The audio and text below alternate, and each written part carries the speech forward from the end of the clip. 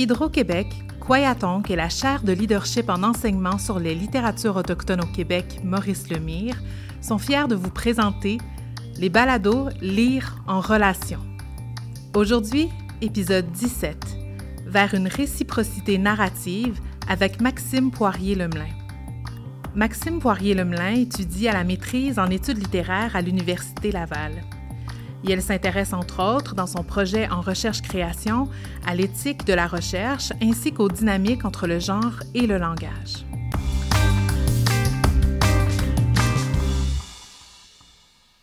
Mon intérêt pour les littératures autochtones a commencé par un inconfort linguistique.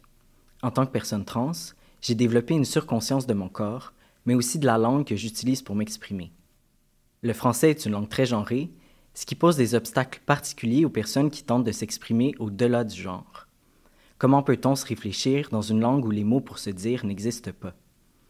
Cette relation particulière au langage m'a fait me questionner sur l'histoire coloniale du français et les possibles solidarités dans l'expérience de la langue par les personnes marginalisées. Dans le cadre de cet épisode de balado, je propose une approche relationnelle et subjective à l'étude des œuvres littéraires autochtones. Je suggère de voir l'analyse littéraire comme une discussion et d'approcher les textes comme des collaborateurs dans une perspective de co-création des récits. Malheureusement et contrairement à la croyance populaire, le colonialisme n'est pas seulement une chose du passé et n'a pas que des effets matériels. Le colonialisme a un impact dans toutes les sphères de la société, que ce soit territoriale, politique, linguistique ou culturelle. On pourrait définir le colonialisme comme l'appropriation et l'exploitation d'un territoire et de ses occupants-occupantes, ou encore comme l'imposition d'un mode de fonctionnement, d'une idéologie ou d'une culture sur une autre. Le colonialisme culturel en Amérique du Nord s'est produit et se poursuit toujours par des tentatives d'assimilation aux valeurs chrétiennes et au mode de vie occidental. La sédentarisation, les pensionnats, l'interdiction de certaines fêtes sous peine de prison et la mise en adoption massive d'enfants autochtones dans les années 60, qu'on appelle le 60s Scoop, ne sont que quelques-unes de ces tentatives d'assimilation culturelle. La recherche universitaire a activement contribué au projet colonial en fournissant des thèses racistes pour justifier ces politiques. On peut entre autres penser à la phrénologie, une pseudo-science qui affirmait que la forme du crâne révélait la personnalité et l'intelligence des gens. Elle a entre autres été utilisée pour justifier l'esclavage, puisqu'il posait les personnes noires et autochtones comme moins intelligentes et donc inférieures aux personnes blanches. Cette historique coloniale de la recherche est de plus en plus dénoncée, ce qui fait place à des approches éthiques nouvelles. Pour éviter de répéter ces erreurs, les sciences sociales ont adopté des protocoles. On demande notamment que les recherches répondent aux besoins des communautés autochtones, se fassent en collaboration avec elles et que les résultats des recherches leur soient partagés.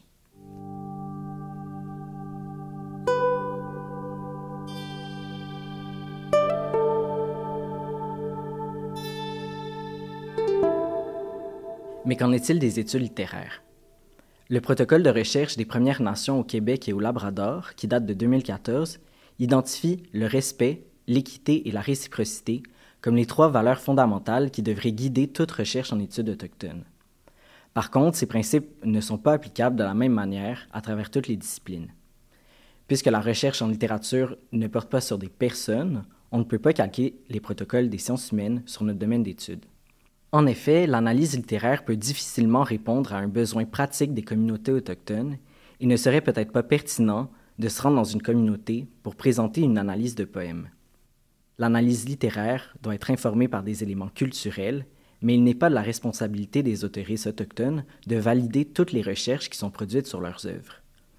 L'éthique de la recherche en littérature répond à des enjeux différents. Pour développer des avenues éthiques qui sont plus appropriées au domaine de la littérature, il faut collectivement se questionner sur la spécificité des études littéraires. Puisque ce qu'on étudie ne sont pas directement des personnes, mais plutôt des textes, on peut se demander s'il est possible de créer et d'entretenir des relations éthiques et collaboratives avec des textes. Au Québec, l'étude des littératures autochtones n'a commencé qu'il y a une 30aine d'années. Avant ça, les récits autochtones étaient plutôt vus comme des mythes et étaient approchés par l'anthropologie seulement en fonction de leur aspect culturel et non artistique ou théorique. Plusieurs critiques autochtones ont d'ailleurs dénoncé la tendance de la recherche à approcher les récits autochtones comme des mythes ou encore du réalisme magique. Cette mauvaise catégorisation est due à une incompatibilité entre les systèmes de savoir coloniaux et autochtones. Par exemple, dans les cultures autochtones, les rêves sont souvent porteurs de savoir et ont un impact concret dans la vie des gens. La vision occidentale du réel se base, elle, sur le principe de non-contradiction. Puisque je peux dire, en parlant d'un rêve, que j'étais avec mon père mais que ce n'était pas vraiment mon père, ou que j'étais chez moi mais que ce n'était pas vraiment ma maison, ça écarte la possibilité que les rêves puissent être réels, d'un point de vue occidental. Ce qu'on considère comme vrai change d'une culture à l'autre et n'est pas toujours basé sur une soi-disant objectivité scientifique. Une prétention d'objectivité est d'ailleurs particulièrement mal placée en recherche autochtone puisqu'elle reproduit une dynamique coloniale où l'institution universitaire se pose comme une autorité, comme spécialiste de savoir qu'elle considère inférieur. Les chercheuses autochtones sont en bonne position pour savoir que la théorie n'est pas neutre ou objective, puisqu'elle a été utilisée par des historiens, historiennes et des universitaires pour les déshumaniser et nier leurs histoires, notamment celle des pensionnats. Mais cette conception du savoir comme subjectif est venue bien avant la violence coloniale, puisqu'elle a un fort ancrage culturel. Par exemple, lorsque les Anikri racontent des histoires, ils les commencent souvent en disant « I believe it to be true ». Je le tiens pour vrai. D'après la chercheuse Neia et Sauteux Margaret Kovac, cette pratique implique que le savoir est à la fois personnel et relationnel. En effet, en affirmant « je le tiens pour vrai », les aînés reconnaissent que plusieurs vérités peuvent coexister. Cette vision du monde s'écarte d'une conception occidentale de la vérité, comme unique et universelle, pour plutôt adopter celle d'une multitude de vérités personnelles. C'est donc à la fois en réaction à l'historique de violence universitaire et en accord avec des protocoles culturels autochtones que s'est développée la pratique de la positionnalité en études autochtones. La chercheuse Marissa Elena Duarte, de la nation Pasquaaqui, définit la positionnalité comme une méthodologie qui demande aux chercheuses, je la cite, d'identifier leur propre degré de privilège par le biais de facteurs tels que la race, la classe sociale, le niveau d'éducation, le revenu, la capacité, le genre et la citoyenneté. C'est donc de donner à voir notre statut dans la société pour montrer comment cette position subjective particulière peut informer nos recherches. Par contre, l'affirmation de sa positionnalité est une pratique qui tend à être traitée de manière mécanique, avec de moins en moins de profondeur. Elle prend souvent la forme d'une liste de circonstances, réfléchie non pas avec, mais à l'extérieur de ce qu'elle est supposée éclairer. Je pourrais par exemple dire, au début d'un article, que je suis une personne trans, blanche, que j'ai grandi à Montréal dans une famille éduquée de classe moyenne, puis ensuite passer à une analyse d'un roman autochtone sans expliquer en quoi ma transidentité ou encore le niveau d'éducation de ma famille informe mon analyse du roman et de ses enjeux spécifiques. En étant réfléchi qu'en parallèle de la recherche, la subjectivité est paradoxalement, encore une fois, écartée de l'équation. Dans le cadre de mes recherches, j'essaie de repenser la pratique de la positionnalité pour en proposer une avenue plus organique, qui se fasse main dans la main avec la recherche en littérature, c'est-à-dire l'analyse de textes. Ce qui m'intéresse, c'est d'explorer comment nos vies informent nos recherches, mais aussi en quoi nos recherches informent à leur tour nos vies. C'est ce dialogue que je cherche à éclairer. À travers l'analyse du chez-soi dans 2 œuvres autochtones, je me demande ce qu'est le chez-soi pour moi, en tant que personne trans et allochtone, c'est-à-dire non autochtone. Plutôt que de faire un mémoire de recherche-création en 2 parties séparées, l'une d'analyse de texte et l'autre de création, comme il est habituel de le faire à l'université, je le fais en un seul volet, qui mélange l'analyse et la création. Cette forme particulière me permet de faire dialoguer ma positionnalité, donc mon vécu, avec les œuvres que j'étudie. Est-ce qu'il est donc possible de réfléchir les relations intertextuelles, donc entre les textes, à la manière de relations interpersonnelles? Il serait plus seulement question d'étudier les textes, mais d'échanger avec eux. Je propose de considérer la recherche en littérature dans une dynamique d'échange et de partage qui impliquerait une réciprocité dans l'énonciation des savoirs. En études littéraires, on étudie des récits. On prend et on reçoit des histoires. Est-ce qu'il serait alors possible de redonner des histoires en échange?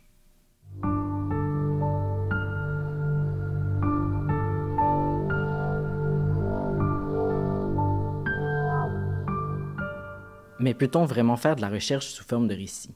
Alors que la recherche-création est de plus en plus pratiquée à l'université, c'est une démarche étonnamment peu populaire en études littéraires autochtones. D'après moi, cette réticence est due à une peur du faux pas éthique. Une telle réserve, bien qu'elle soit légitime, renforce les lacunes de la recherche sur les enjeux éthiques de la création littéraire dans notre domaine. Pourtant, on peut trouver dans plusieurs théories et approches autochtones des incitations à une pratique créative, voire narrative de la recherche. Selon Lee Miracle, une théoricienne Stolo, la théorie n'est pas quelque chose d'abstrait et d'immatériel, mais c'est plutôt une action concrète. Il n'y a pas de théorie sans exemple, donc sans histoire. Par exemple, lorsqu'on tente d'expliquer un principe mathématique, on utilise des mises en situation. Ces mises en situation sont des récits, des exemples concrets qui portent un savoir théorique. Elle affirme donc que les récits autochtones sont des sources théoriques, puisqu'ils développent et transmettent des réflexions critiques sur le monde. En contrepartie, elle constate que la recherche ne prend pas en compte, voire même rejette, cette vision de la théorie. Je la cite.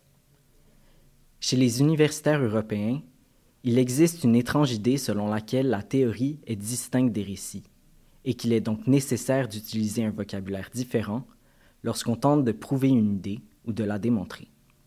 Cette différence dans la présentation des savoirs pose d'ailleurs une question d'accessibilité.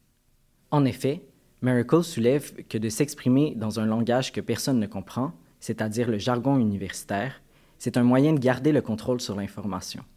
Comment peut-on transmettre des connaissances ou des réflexions si elles ne sont, au final, que compréhensibles par des universitaires?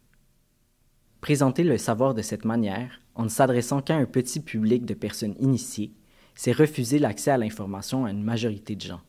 C'est un refus de s'engager dans une relation, d'aller vers l'autre pour partager ses idées. La chercheuse alloctone Kevin Martin affirme d'ailleurs que, je la cite, « Le processus de la colonisation se caractérise et est peut-être même dépendant d'une série de refus. Le refus continu de reconnaître la connexion, ainsi que le refus des responsabilités que la relation implique. Il est donc important, en études littéraires, de reconnaître que la lecture est une sorte d'entrée en relation entre un texte et la personne qui le lit, et de se demander quelle responsabilité la lecture implique-t-elle. Miracle explique que, de manière traditionnelle, l'enseignement par les récits se fait de manière collective. Les histoires sont reçues, puis interprétées en groupe. Les différentes interprétations ne sont pas posées les unes contre les autres, mais comme contenant chacune une vérité qui affecte, à son tour, le récit. En passant à travers la subjectivité de chacune de ces lectrices, le récit se multiplie. De la même manière qu'on pourrait affirmer qu'une personne n'est pas seulement un corps, mais plutôt l'accumulation de chaque perception de toutes les personnes qui l'ont rencontrée, un récit n'est pas qu'un texte. Une histoire est l'ensemble des interprétations qui existent d'elle. Lorsqu'elle est partagée, l'histoire est chaque fois redéfinie, augmentée par ce que chaque personne peut y apporter. Les récits deviennent donc un espace de co-construction du savoir qui se produit à partir de la subjectivité de chacune. La lecture, l'interprétation des récits, est donc un acte créateur. Les lectrices, ou encore l'auditoire, occupent un rôle actif et constitutif dans la construction des récits. On peut donc réfléchir la lecture et l'analyse de texte comme une contribution aux histoires qu'on étudie. Si on veut reconnaître la connexion qu'est la lecture, il faut s'engager. Selon Miracle, l'enseignement ne se fait pas en affirmant, mais bien en montrant et en laissant l'autre réfléchir et arriver à ses propres conclusions. En faisant de la théorie de façon narrative, le sens est au moins partiellement laissé à l'interprétation plutôt que d'être imposé. On laisse donc de la place à ce qu'une autre personne, à son tour, s'engage avec nous. Il y a une relation et une réciprocité narrative. En conclusion, une approche narrative de la recherche déstabilise la notion selon laquelle un savoir valide ne peut être exprimé que d'une certaine façon, avec un certain vocabulaire, ce qui pose des limites à ce qui peut être considéré comme de la connaissance, à qui est en mesure d'en produire et par qui elle peut être comprise. Si on ne produit de la recherche que dans le format prédéfini des textes savants, on endosse et on valorise cette hiérarchie. Au contraire, Miracle affirme que, je la cite, « Les récits constituent le moyen le plus sensé et le plus convaincant de transmettre les idées et les valeurs accumulées par un peuple. On peut autant appliquer cette idée aux récits autochtones en les approchant comme des textes théoriques qu'à notre propre production de savoir. Est-ce que les récits pourraient être le meilleur moyen de présenter nos recherches, soit l'accumulation de nos connaissances?